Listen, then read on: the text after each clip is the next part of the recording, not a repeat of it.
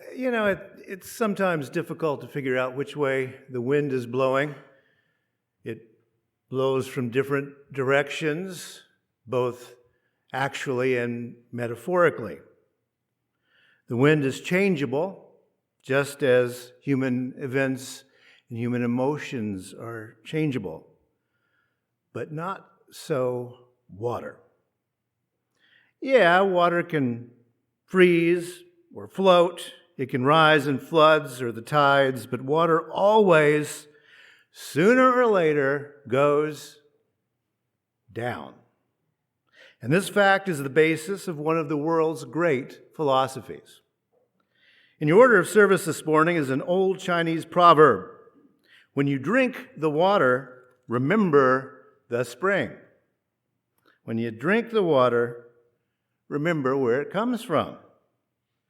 That idea cuts a couple of different ways. Remember the source of the water, yes, in gratitude for that, but also remember that some water springs from less than desirable places, as do some ideas and some opinions. Nowadays we say, remember the source, when we want to undercut or criticize something. Remember the source. Consider the source calls something into question, doesn't it? When you drink the water, remember the spring. And that's what we're going to be doing here in just a few moments. Bring your water and remember the source. Now, many scholars think that one of the oldest continuously practiced religion and philosophical traditions is Taoism, which originated in ancient China. The foundational book of Taoism is the Tao Te Ching, which was first written down on cut-up bamboo strips. If you got your smartphone, Google that sometime. Tiny little bamboo strips. It's pretty amazing how they did that. It was written down somewhere around 400 BCE, but the traditions that are recorded there are clearly much, much older. Taoism exhibits ideas that are shamanistic and animistic, parts of the oldest human religious thinking. Interestingly, Taoism does not generally posit a meaning or a purpose in life. The ancient Chinese assumed that the meaning and purpose of life was to observe nature and be a contributing member of nature, part of it. Be part of the mosaic that is what they called the creative universe. The wise, Taoism taught, follow this way of the creative universe. Tao means way, the way of the creative universe. Now listen a moment to how Taoism is based on close observation of nature in this little passage I'm about to read you. Quote, "The masters of the way of the creative universe knew the elusive mysteries. Still, they shuddered as if crossing an icy stream. They stayed awake at night as if they were afraid of their neighbors. They were serious as if dining with very important people. They were as pliable as melting ice, as plain as unworked wood, as cloudy as muddy water, as empty as a mountain gorge.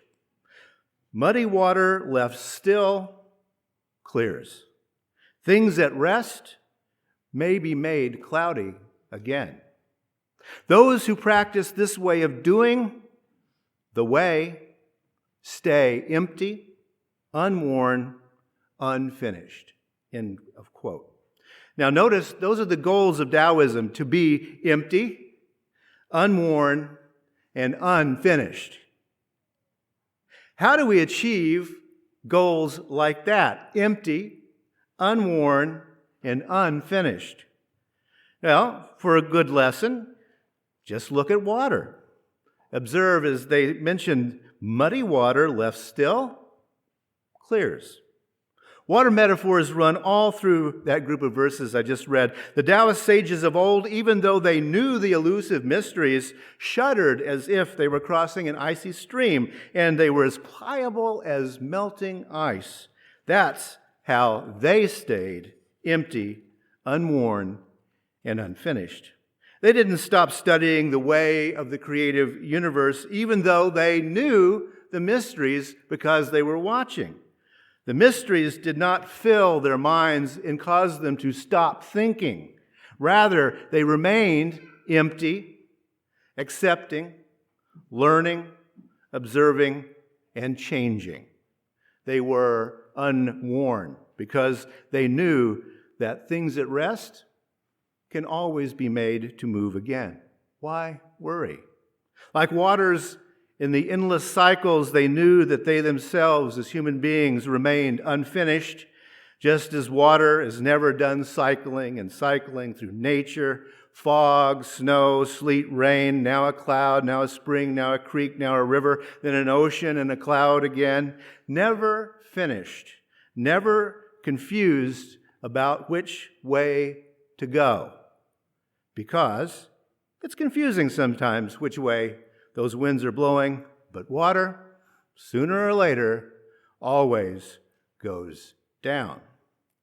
We can still today learn a lot from those ancient Taoists. They weren't creating myths about the creation of the universe. Instead, they were watching the universe. In it, they saw not creation, but creativity. And they sought, by conforming to the observable laws of the creative universe, to be creative parts of that creative universe. Here's a little more advice from the Tao Te Ching. Quote, learn from water. It benefits all as it finds the lowest places without any expectations. For a house, the question is location. For the mind, the question is depth. When it comes to giving, nature is your model. When it comes to speaking, take care of your words. Governing, it's about order. And business, it's about how you use time. The wise do not wrangle, nor do the wise judge. End quote. Like water, human history cycles and cycles, good, bad, war, peace, plenty, famine, on and on. How best to do good in a universe like that? Why not attempt to be like water, striving to be empty, unworn, unfinished? Reminding ourselves muddy water left still clears. It's good in our anxious, anxiety-filled world to step back and watch the muddy water clear and to be clear in our own thinking.